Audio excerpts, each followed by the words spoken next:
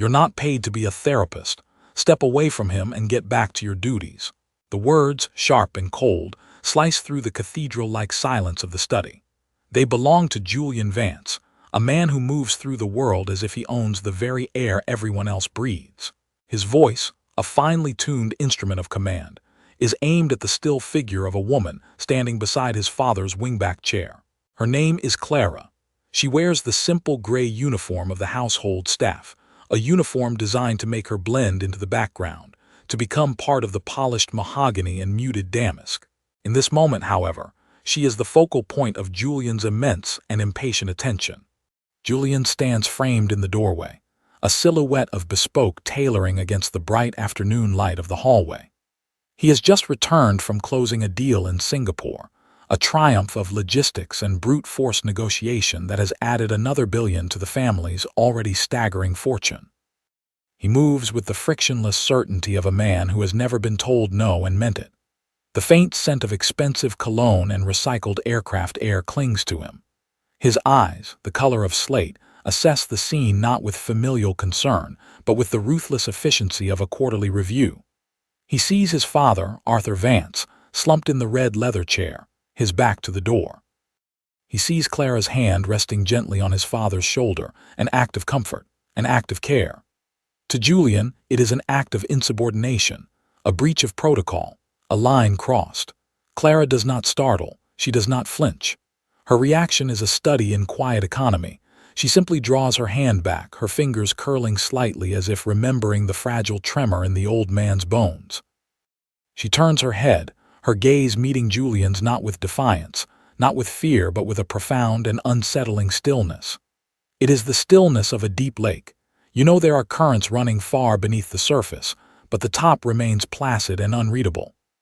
"Mr. Vance," she says, her voice low and even, a stark contrast to his clipped aggression. It is a simple acknowledgement of his presence, yet it holds a weight that irritates him.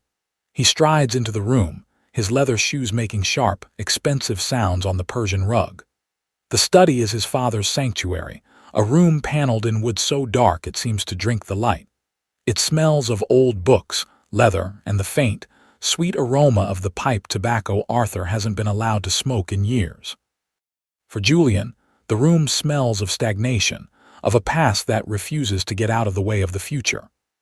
"I give you and the rest of the staff clear instructions," he continues, stopping beside the enormous, ornate desk that serves as the room's altar. He doesn't look at his father, his focus is entirely on Clara. He is correcting a malfunctioning piece of equipment, not addressing a human being. "The protocol is professional distance. You are here to maintain the house, not the occupants. Is that unclear?" What he doesn't see, what he doesn't bother to look for, are the tear tracks on his father's papery cheeks. He doesn't register the faint, shuddering breaths the old man is trying to control. He only sees a violation of his meticulously ordered world. His father is a variable, one that has become increasingly unpredictable, and Julian's solution is to manage the environment around him with an iron will. The staff are part of that environment.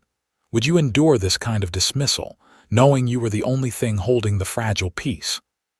Clara's gaze flickers for a fraction of a second toward Arthur, a subtle protective gesture. "No, sir, it is not unclear." Her composure is a quiet rebellion. He expects deference tinged with fear, the slight tremble of an employee caught out of bounds. He gets none of it. He gets a calm, direct response that offers no apology because it concedes no wrongdoing. It infuriates him more than an outburst would have. He feels a prickle of something he almost never experiences, being assessed. This woman in her simple uniform with her quiet eyes is seeing right through the noise of his power to the man beneath, and he senses, with a deep and instinctual displeasure, that she is not impressed. "Good," he says, the single word clipped and final. "Then see to the evening preparations. Mrs. Dubois is handling his medication schedule from now on. Your services in this room are no longer required outside of your standard cleaning duties." He is demoting her on the spot, drawing new lines in the sand. Mrs. Dubois is the new head nurse, a woman with a starched white uniform and a smile that never quite reaches her eyes, a woman Julian hired for her clinical detachment. He is replacing the warmth of a hand on the shoulder with the sterile rustle of a medical chart. Clara gives a slight, almost imperceptible nod. It is a gesture of assent, but not of submission. She turns, her movements deliberate and unhurried, and walks toward the door. As she passes Julian, she pauses for a breath, and for the first time, she speaks a sentence that is not a direct reply to his command. "He was asking about his wife," she says, her voice barely above a whisper. The statement hangs in the air between them, heavy and unwelcome. Julian's mother has been gone for 2 years. Arthur's grief is a raw, gaping wound that Julian treats with a regimen of calculated distractions, new staff, and a forced, cheerful denial. He considers grief an indulgence, a waste of emotional capital. Clara has just brought it to the surface and laid it at his feet. He clenches his jaw. "That is not your concern." She looks at him one last time, and her eyes hold a universe of something he cannot name. Pity, understanding. It doesn't matter. It is a look that puts them on equal footing, and that is unacceptable. "Of course," she says, and then she is gone, leaving behind a silence that is now heavier, more charged than before. Julian finally turns to his father. The old man's face is crumpled with a sorrow so naked it feels obscene. Arthur won't meet his son's eyes. He is staring at the spot where Clara just stood, as if her ghost remains. A silent guardian Julian has just banished from the room. "Father," Julian says, his tone softening only marginally. "Let's not do this today. We have the merger dinner to think about. We need to be strong." Arthur Vance says nothing. He simply reaches a trembling hand to his shoulder, to the place where Clara's hand had been, a place that is now achingly empty. Julian sees the gesture and misreads it completely, seeing weakness where there is only loss. He believes he has restored order. He has no idea that he has just dismissed the only person who truly understood the complex, fragile system holding his father and his family together. He has asserted his command, and in doing so, has made his first critical mistake. The very next morning, the memo arrives. It is delivered via a sleek, impersonal email to the staff's shared tablet in the kitchen, and as a crisply printed document, distributed by Julian's severe-looking personal assistant. It is titled, "Vance Household Staff, Professional Distance Protocol." The language is corporate, sterile, and absolute. Words like optimize, streamline, and boundary are used to strip the humanity from the roles they perform. The protocol outlines new zones of access, stricter communication channels, all requests must be logged digitally, and a clause that feels aimed directly at Clara. Personal conversations and non-essential physical contact with family members are strictly prohibited to ensure privacy and professional decorum. With the new rules come new identification badges. They are handed out in the main foyer, the staff lined up as if for inspection. Mrs. Dubois, the head nurse whose smile is a masterpiece of clinical insincerity, stands beside the head of security, calling out names. The badges are rigid plastic cards with color-coded bands at the bottom. Medical staff get blue, security gets red. Kitchen staff yellow, Clara's name is called last. The band on her badge is gray, the color of shadows, the color of her uniform, the color of invisibility. It grants her the most limited access of all. As she clips the badge to her uniform, Mrs. Dubois offers her a saccharine smile. "This should make things much clearer for everyone, don't you think, Clara?" It is a microaggression coated in honey, a public reinforcement of her new, diminished status. "Would you tolerate this quiet, systematic erasure of your worth?" Clara simply meets the nurse's gaze and says, "Yes, very clear." Later that day, her duties take her past the study. The door is ajar.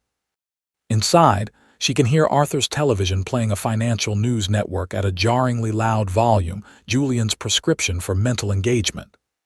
Peeking through the gap, she sees the old man slumped in his chair, his eyes vacant, the light from the screen flickering across his face. He looks smaller, diminished, a king isolated in his own castle. On a small table near his chair sits the worn checkers set. It's an old, beloved thing, the wood smoothed and darkened by the touch of countless hands. The red and black paint on the pieces is faded and chipped. It had been a gift from his late wife, a way for them to pass the quiet hours. For the past year, it had become a bridge for Clara, a way to connect with Arthur when his words failed him. Now, A fine layer of dust has begun to settle on the board's checkered squares. It is a testament to the new protocol, a symbol of a connection now deemed unprofessional. Clara's private reaction is not one of anger, but of a deep, aching sorrow. She sees the cruelty in Julian's efficiency. He isn't just managing his father, he is stripping away the last vestiges of joy and familiar comfort. He is treating a human heart like a line item on a balance sheet. As she turns to leave, Mrs. Dubois appears at the end of the hall, holding a clipboard like a shield. Her eyes flick from Clara to the study door and back again. "Remember the rules, Clara," the nurse says, her voice soft but laced with steel. "His well-being is now being managed by professionals. Any deviation from the protocol will be noted. It is not advice, it is a threat." The day of the merger dinner arrives wrapped in an atmosphere of immense, unspoken tension.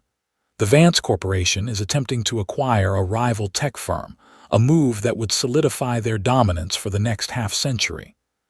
The family they are courting, the Hashimoto clan from Kyoto, places an immense value on tradition, family harmony, and respect for one's elders. Arthur Vance's presence at the dinner is not just ceremonial, it is a critical performance. He must appear dignified, stable, and in command of his faculties.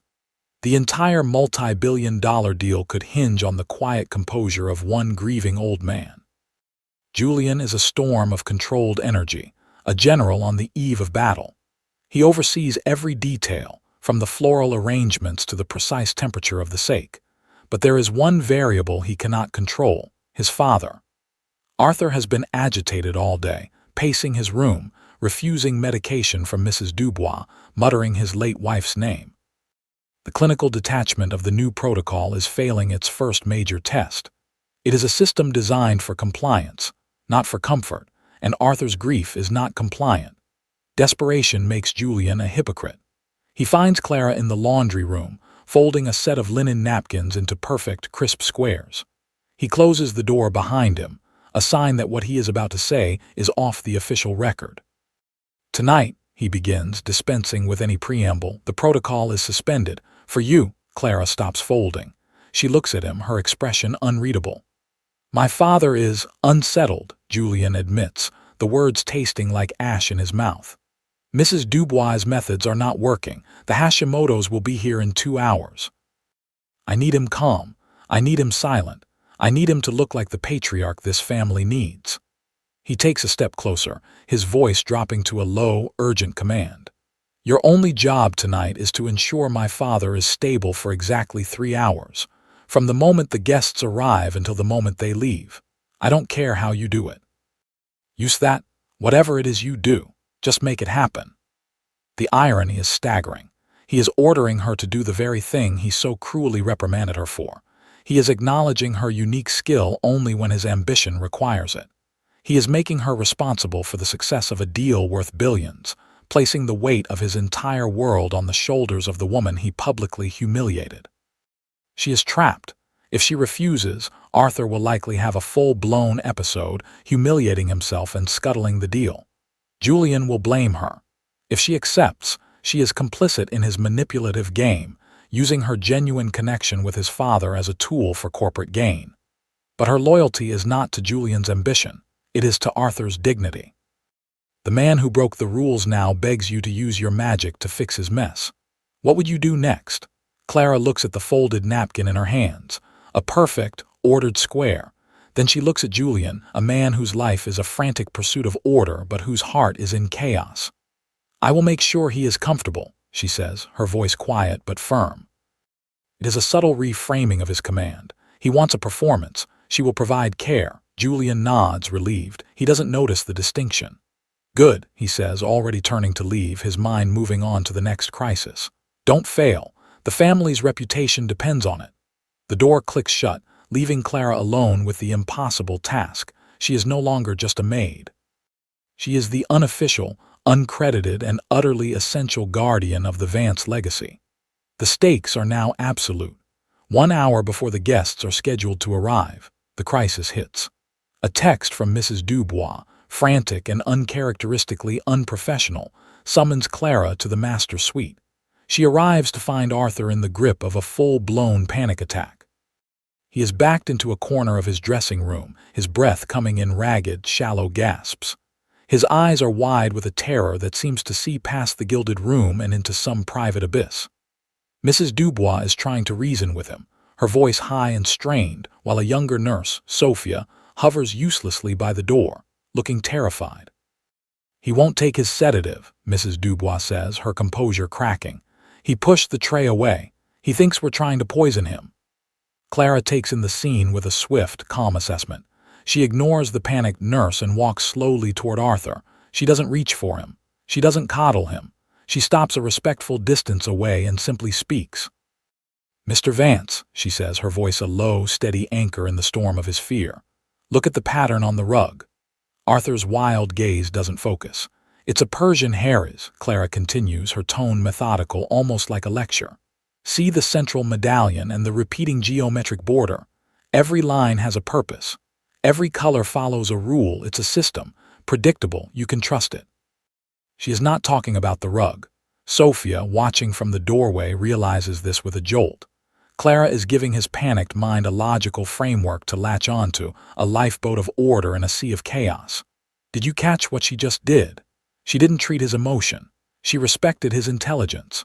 Slowly, almost imperceptibly, Arthur's breathing begins to deepen. His eyes drift downward to the intricate patterns at his feet. "Now," Clara says, her voice still quiet and even, "let's think about our own system. First step, a deep breath.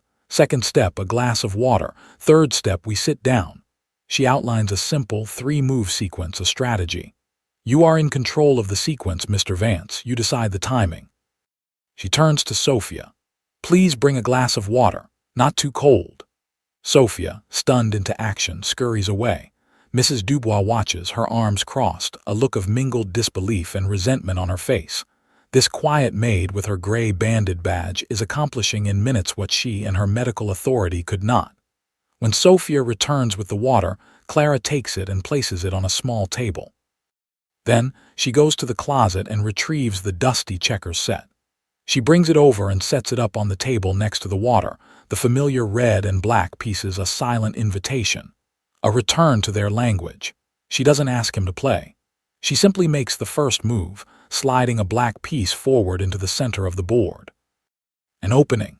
Arthur watches her. His trembling subsides. He takes a shaky step forward, then another. He picks up the glass of water and takes a long, slow sip. He looks at the board, at her opening move, and then he looks at her. For the first time since the panic began, his eyes are clear. He sits down, pulls the board closer, and makes his own move, a red piece meeting her black one. The crisis is over. Clara's quiet competence has won, a small, uncelebrated victory. When Julian checks in minutes later, he finds his father dressed in his dinner jacket, sitting calmly by the window. He sees the result, not the process. He nods in approval, giving Clara a look that says, "You've done your job." He doesn't see the checkers board, already put away. He doesn't see the miracle of dignity she has just performed. He only sees that his asset is stable and the deal is secure. The checkers board is more than a game. It is a sanctuary. In the quiet afternoons before Julian's protocol turned the house into a fortress of solitude, the small table in the study was their world. We see them there in a memory a few months prior. The light is soft, the house is still. Clara places a piece on the board with a gentle click. Arthur studies the layout, his brow furrowed not with anxiety but with concentration. "He's trapped me," Arthur murmurs, pointing a slightly shaky finger at one of his red king pieces, cornered by two of Clara's black ones. "Nowhere to go." Clara looks at the piece, then at him. "A king is still a king, even in a corner," she says. "He still has power. He forces the other side to react to his presence." Arthur sighs, a sound heavy with a grief that has nowhere to land. He leans back in his chair, his gaze drifting from the board to the portrait of his late wife, Eleanor, that hangs above the fireplace. "They all look at me, you know," he says, his voice so soft she has to lean in to hear. "Julian, the board, the nurses, they see a king, the great Arthur Vance. But most days," he taps his own chest, "I feel like a pawn, moved around, sacrificed for someone else's strategy, only allowed to move one step at a time and always forward, never back." It is a confession of breathtaking vulnerability, a truth he would never dare speak to his own son. Clara absorbs his words, letting the weight of them settle in the space between them. She doesn't offer a cheap platitude. She doesn't say, "Don't feel that way." She respects the feeling. She reaches out and gently touches one of her own black pawn pieces. "I've always respected the pawn, Mr. Vance," she says. "They are the soul of the game. They move slowly, yes, but they work together. They build structures. They protect the more powerful pieces." And she adds, a faint, rare smile touching her lips as she slides the pawn forward one square. "If they are patient and brave enough to cross the entire board, they can become a queen. If you were there in that quiet, sacred space, would you step closer or stay silent?" Arthur looks at her, truly looks at her. He sees not a maid, not an employee, but a strategist, a philosopher, a confidante. He sees an ally who understands that power is not always loud, that strength is not always in the attack. He nods slowly, a flicker of the old fire returning to his eyes. "It's your move, my dear," he says, a hint of a smile on his own face. Their bond is not built on pity or service. It is built on a shared understanding of strategy, of quiet strength, of the profound truth that every piece, no matter how small, has a purpose. It's a language Julian, with his loud, sweeping moves and his focus only on the king, could never hope to understand. It happens during a deep clean of the study, a task assigned to Clara that keeps her in the room but away from its occupant. Julian is in Zurich for the week. Mrs. Dubois is at a conference. The house is quiet. Armed with polish and microfiber cloths, Clara methodically works her way through the towering bookshelves. Behind a row of leather-bound first editions, she finds a thin, forgotten household ledger. Curiosity, or perhaps a deeper instinct, compels her to open it. It details small, cash-based household expenditures, landscaping supplies, kitchen restocking, minor repairs. As she flips through the pages, her sharp, orderly mind catches a flicker of a pattern. The entries are all signed off by Arthur, but the signature grows shakier, less distinct in the more recent pages. Later, while emptying a wastebasket in Arthur's adjoining private office, she finds a crumpled receipt from a hardware supplier. She smooths it out. The amount is for $500. She remembers the corresponding entry in the ledger, $1,500 for garden maintenance. A cold knot tightens in her stomach. Over the next few days, she finds more. A receipt for catering supplies stuffed in a coat pocket, an invoice for pool chemicals left on a table. Each time, she cross-references it with the ledger. The discrepancy is always the same. The actual cost is a fraction of the logged expenditure. The difference is always a clean, round number, siphoned off and signed for by a man who was supposedly losing his grip on reality. The pattern of theft is methodical, patient, and deeply cruel. It is designed to look like the scattered confusion of a grieving, elderly man. And the withdrawals, she notices, always coincide with the visits of one man, Mr. Davies, the family's affable, impeccably dressed accountant. The man Julian himself had hired 2 years ago, praising his modern, efficient approach. The trap snaps shut around Clara, cold and vicious. She sees it all with perfect clarity. Davies is not just stealing money, he is stealing Arthur's dignity, using his grief as a cover story. Julian, in his arrogant blindness, has created the perfect environment for the crime to flourish. His professional distance protocol is the thief's best friend. It isolates Arthur, discredits the observations of the staff, and ensures no one can get close enough to see the truth. Have you ever seen a rule created for order, used as a weapon to enable chaos? Clara holds the damning evidence in her hands, but she is powerless. She is the maid with the gray banded badge. If she takes this to Julian, who would he believe? The trusted, hand-picked financial expert or the help? Her accusation would be twisted. She would be framed as a disgruntled employee, a blackmailer, perhaps even the thief herself. The system Julian built to protect his father is the very thing that guarantees his predator's success. Comply and watch Arthur be bled dry, in spirit and in finance. Resist and be destroyed. A predator knows when it is being watched. Mr. Davies, with his polished shoes and predatory smile, senses the shift in Clara's quiet observance. He sees the way her gaze lingers on him when he leaves the study, the way she now organizes the receipts left on the desk with a little too much care. He decides to remove the threat before it can grow. The setup is brutally simple. During one of his visits, while Clara is occupied in another wing of the house, he accidentally leaves behind an antique silver fountain pen on the desk, a cherished memento of Julian's grandfather. Later, he makes a call to security, feigning panic over its loss. Julian's head of security, a former military man with a rigid devotion to protocol, initiates a discreet search. The pen, of course, is found at the bottom of Clara's cleaning trolley, tucked beneath a stack of fresh towels. It is an impossible location for it to have ended up by accident. Julian is back from Zurich. He summons Clara not to the study, but to the cold, impersonal security office in the basement of the estate. The pen lies on the steel table between them. Mr. Davies is not present. He has already played his move and retreated. "I am profoundly disappointed," Julian says, and the condescending pity in his voice is worse than any shouted accusation. "I gave you a certain degree of trust. I thought you were different. I see now that was a mistake." "I didn't take it," Clara says, her voice low but unwavering. "Of course not," Julian replies, a cynical, weary sigh in his voice. "Things just magically appear. Clara, we have a zero-tolerance policy, you understand." He doesn't want the truth. He wants a clean, simple solution to a messy problem. Firing the maid is infinitely easier than questioning the integrity of the financial system he himself put in place.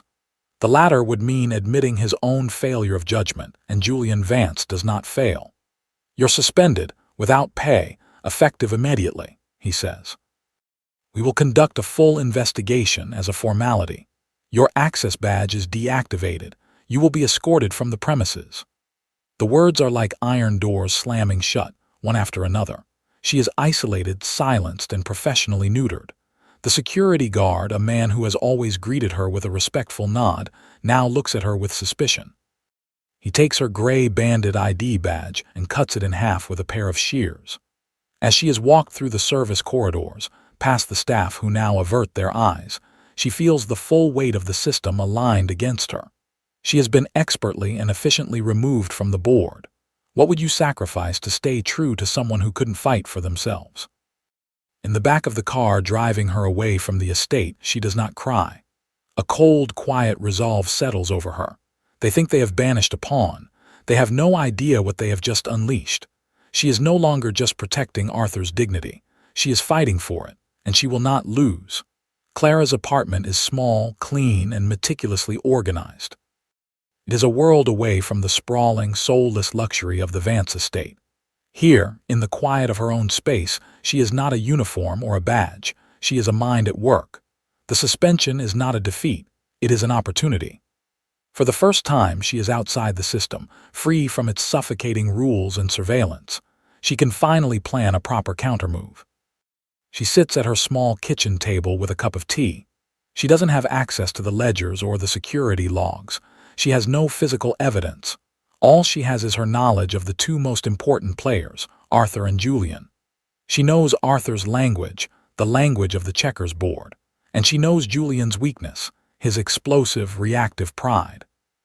Her plan must use both. She picks up her phone and makes a single call. "Sophia," she says when the young nurse answers, her voice hushed and nervous. "Clara, they told us. They said you were." "I'm fine, Sophia," Clara interrupts gently. "I need you to listen to me very carefully. I need you to do exactly as I say. Can you do that?" There is a pause. Sophia is risking her job, a job she desperately needs, but she is also a witness. She saw what Clara did for Arthur. She saw the competence and the compassion that the rest of the house was blind to. "Yes," Sophia says, her voice firming with resolve. "Yes, I can." "Good," Clara says. "Sometime tomorrow, Julian will be in the study with his father. I need you to go to the security office. Tell them Mr. Vance has requested a review of the footage from the study for personal reasons. Make sure the live recording is active. They won't question a request coming from the medical staff." "Okay, I can do that." "Then," Clara continues, her voice precise, "I need you to go to Mr. Vance. You must do this when he is alone. Give him a message from me." Word for word. This is it. This is where everything could flip. Clara takes a breath. "Tell him it is your move and the Queen is unprotected." Sophia repeats the cryptic phrase. "The Queen is unprotected. What does that mean?" "He will know," Clara says. "It means the most important piece on the board is vulnerable. It means his wife's memory, his legacy, is being threatened. It's a call to action he will understand. He'll do the rest. There is a moment of silence as Sophia processes the sheer audacity of the plan. It's a brilliant, indirect strike using the house's own systems. Its security cameras, its staff, its hidden language of grief and checkers against itself. It isn't an attack. It is a carefully orchestrated revelation. "I'll do it," Sophia says, her voice filled with a newfound courage. Clara hangs up. Her part is done. She has placed her piece on the board. Now she must trust the other players to make their moves. She gets up and puts on her coat. She is not allowed on the estate, but she can wait at the public gate. She needs to be there when the truth finally comes to light. Julian is incandescent with rage. The Hashimoto deal has hit a last-minute snag. A clause related to the family's legacy trust requires Arthur's direct, verbal sign-off, and Mr. Davies has just informed him that his father is having a difficult day and is unresponsive. He storms toward the study, a trail of terrified assistants in his wake.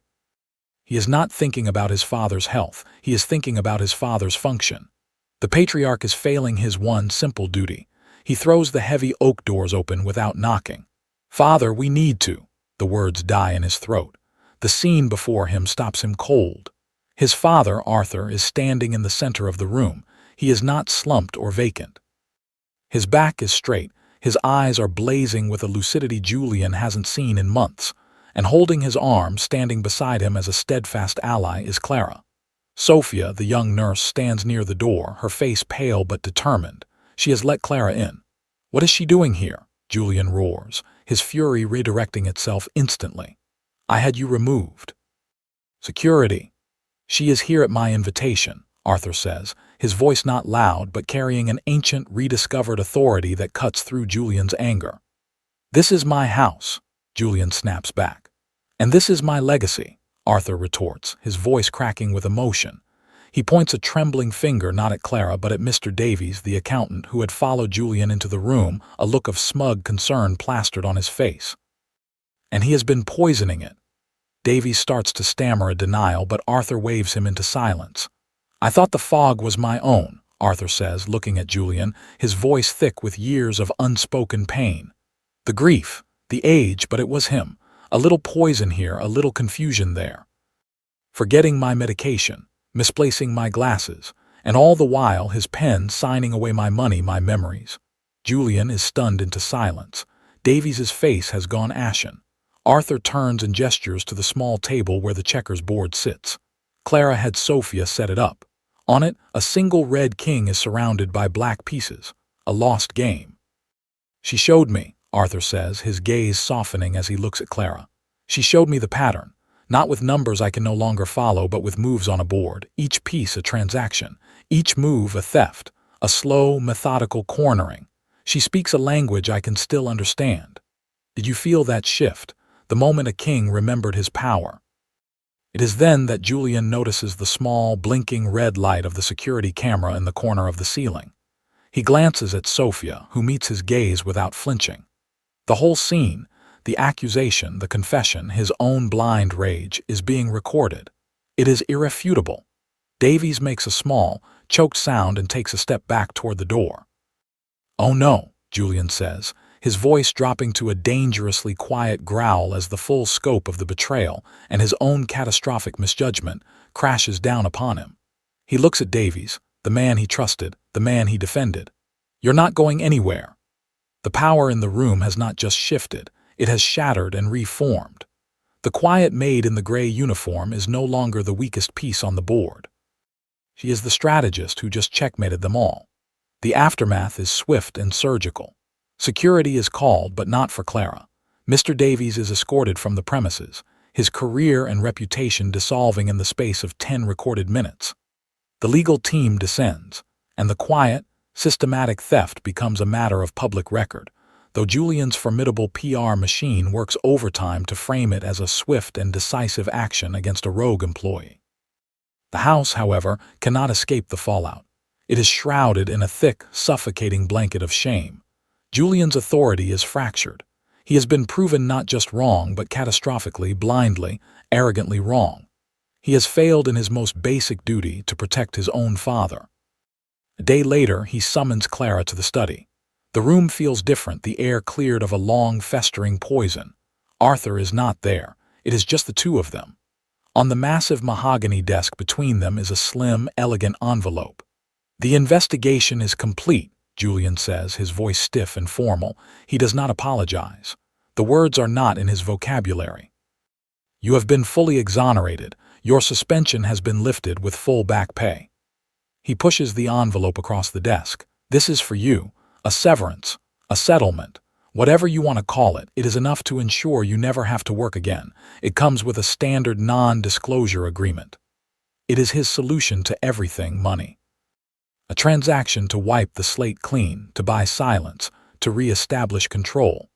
Clara looks at the envelope, then at the man across the desk. She sees the deep, hairline cracks in his composure. She sees the profound humiliation he is trying to mask with corporate procedure. And for the first time, she sees a glimmer of the lost little boy who just wants his father's approval. She does not touch the envelope. She slides it back across the polished wood. "I don't want your money, Mr. Vance," she says, her voice gentle but clear. Julian is taken aback. "I don't understand. This is a life-changing amount." "Your father doesn't need a payoff. He needs a son," Clara says, her words striking him with more force than any legal document could. "And your staff doesn't need hush money. They need to be seen. They need to be respected." She leans forward slightly, her quiet dignity filling the vast, opulent room. "The system in this house is what allowed this to happen. The rules you created, the distance you enforced, it created the shadows where men like Mr. Davies could thrive. Money won't fix that. It will only paint over the rot. What does real justice look like here? Is it punishment, or is it a chance to heal the wound?" Julian stares at her, the entire framework of his world being dismantled by this quiet woman he had dismissed as a piece of domestic machinery. "What do you want, then?" he asks, his voice raw with a genuine, desperate confusion. "I want you to listen," Clara says. "I want to propose a new system, a better one, not for me, for everyone who works under your family's name, for your father." She pauses, letting the weight of her offer settle. "Give me 1 hour with you and your board." It is not a demand for vengeance or riches. It is an offer of grace. An offer to heal the very system that tried to crush her. 1 week later, Clara stands in the Vance Corporation's main boardroom. It is a sterile, intimidating space of glass and steel, overlooking the city from 50 stories up. Julian is there, as are 3 other board members, their faces a mixture of skepticism and curiosity. They have been briefed on the unfortunate domestic situation and are here, mostly as a courtesy to a newly humbled Julian, to hear out the maid. Clara is not alone. She has asked Sophia to join her. She is not wearing her uniform, but a simple, dignified navy blue dress. She holds no notes. She does not begin with an emotional appeal. She begins with a logical, systematic breakdown, using the language they understand: efficiency, risk management, asset protection. "The previous household protocol," she begins, her voice calm and steady, "was designed to minimize unprofessional engagement. On paper, this seems efficient. In practice, it created a culture of fear and silence. It treated staff as surveillance risks, not as human assets with valuable insight." She outlines the failure points: the lack of a safe, anonymous reporting channel, the power imbalance that made speaking up a fireable offense, the isolation of her charge, Arthur, which made him a prime target for exploitation. Then she lays out her solution. She calls it the Vance Dignity Protocol. It is not a vague promise of respect. It is a concrete, actionable corporate policy. First, a transparent, tiered employment system. A 5-level structure for all domestic staff, from level 1 trainees to level 5 household managers. Each level will have clearly defined duties, pay scales, and a path for promotion. People work better when they can see a future. Second, an independent staff council. An elected body of 5 staff members with a rotating seat for a third-party HR mediator. This council will review grievances, mediate disputes, and hold a quarterly meeting with a member of this board. It gives a voice to the voiceless and protects you from liability. Third, mandatory training. Not just for staff, but for management. a Dignity in the Workplace seminar run by an outside firm, which Mr. Vance and his senior leadership will be required to attend annually. She finishes, the silence in the room absolute. She has not made an emotional plea for kindness. She has presented a brilliant, logical business strategy for improving morale, increasing loyalty, and mitigating the exact kind of risk that just cost them millions in stolen funds and immeasurable reputational damage. Would this kind of specific, actionable change be enough in your workplace? One of the board members, a stern older woman named Evelyn, leans forward. This is incredibly well thought out, she says, looking at Clara with a new, profound respect. This is a human resources framework any Fortune 500 company would be proud of. Julian, who has been listening intently, finally speaks. We're implementing it, he says, not as a question but as a statement. All of it, across all Vance properties. He looks at Clara. Effective immediately. The system doesn't just get a patch, it gets a complete, soul-deep overhaul designed by the person who knew its flaws most intimately. Weeks pass. The atmosphere in the Vance mansion is undergoing a slow, quiet transformation. The oppressive, rule-driven silence has been replaced by a low hum of respectful activity. Staff members make eye contact with each other. They smile. The new staff council holds its first meeting in the formal dining room. The gray-banded ID badges have been replaced by new ones, all with the same simple, elegant Vance crest. One afternoon, Julian walks toward the study. He hears a sound he has not heard in years, the soft, genuine chuckle of his father. He pauses in the doorway, unseen. Arthur is sitting at the small table by the window. Across from him, where Clara used to sit, is the checkers set. But Arthur is alone. He is carefully setting up the pieces, his hands steady now, his movements deliberate. He looks up as if sensing his son's presence. "Heard you closed the Hashimoto deal," Arthur says. "Congratulations." "Thank you, Father," Julian says, stepping into the room. It is awkward. They are like two strangers learning a new language. Arthur gestures to the empty chair.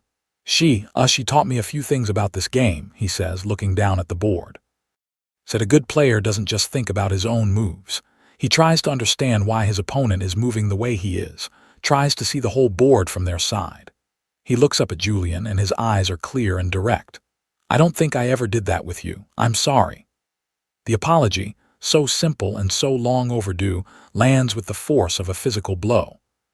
Julian feels the armor he has worn for decades begin to crack. He sits down, his movements stiff. "I'm the one who should be sorry," Julian says, his voice thick. Arthur shakes his head gently. He pushes a red piece forward. "No more apologies," he says. "Let's just play." From down the hall, Clara is passing by. She sees the two men, their heads bent over the checkered board, a quiet lesson passing from father to son. She sees the first, tentative move toward a truce. Her work of healing, the work that was never in her job description, is finally complete. She turns and walks away, leaving them to their game, whose quiet voice helped you heal when no one else was clapping. Clara is preparing to leave, not just for the day, but for good. Her work is done. The protocol is being implemented, Arthur is healing, and the house is finding a new, healthier rhythm. She feels her purpose here is complete. She has submitted her resignation, effective at the end of the week. Julian finds her in the staff lounge, a room she herself helped redesign. It is bright and comfortable now, with new furniture and a fully stocked coffee bar. He holds a formal contract in his hand. It is not an envelope full of cash. "You're not leaving," he says. It is not a command but a statement of fact, tinged with something that sounds like panic. "My work here is done, Mr. Vance," she replies calmly. "No," he says, stepping closer. "It's just beginning." He holds out the contract. "I am formally offering you the position of Director of Household Systems and Staff Welfare for all Vance properties. It's a new role, a role I created for you." He sees the hesitation in her eyes and quickly adds, "This isn't a reward, Clara. It's not a thank you. I am a businessman. I recognize a formidable asset when I see one." He looks her directly in the eye, his gaze stripped of its former arrogance. "Your ability to analyze and rebuild a broken system with methodical, compassionate, and effective solutions is one of the most valuable skills I have ever encountered. I need that skill. My company needs it. It is the ultimate acknowledgement." He is not praising her kindness, her heart, or her loyalty as if she were a beloved pet. He is recognizing her fierce, undeniable competence.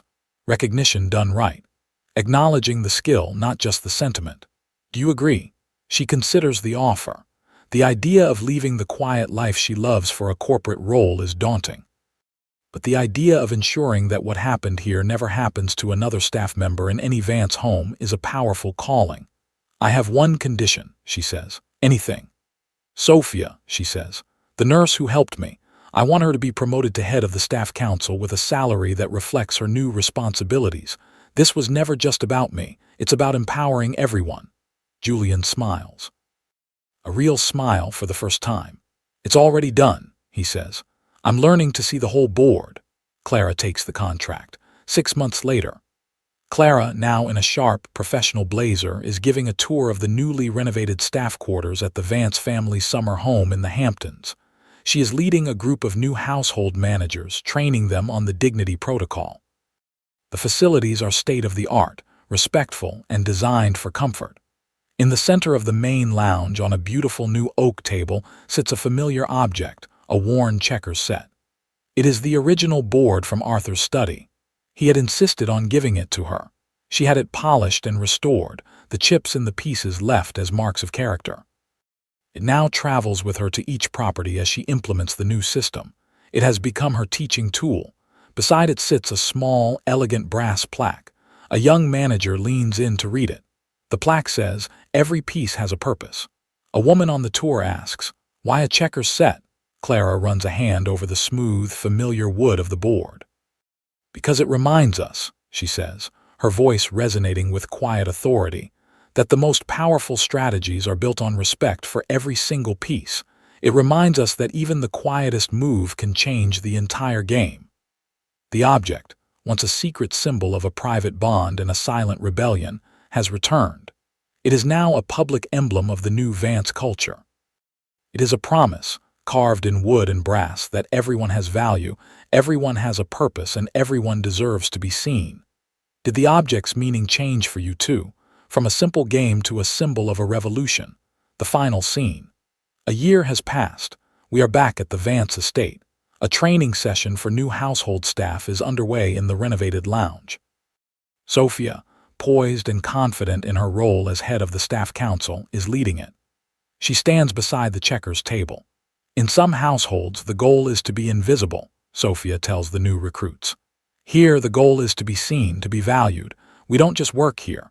We are part of a system, and every single one of us is essential to its health. She gestures to the board. Here, we learn to see the whole board. We protect our king, absolutely, but we never, ever forget the power of every other piece.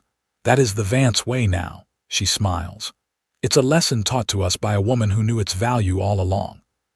The camera pans away from the training session, through the open doors of the lounge, down the quiet, sun-drenched hallway, and comes to rest on the open door of the study.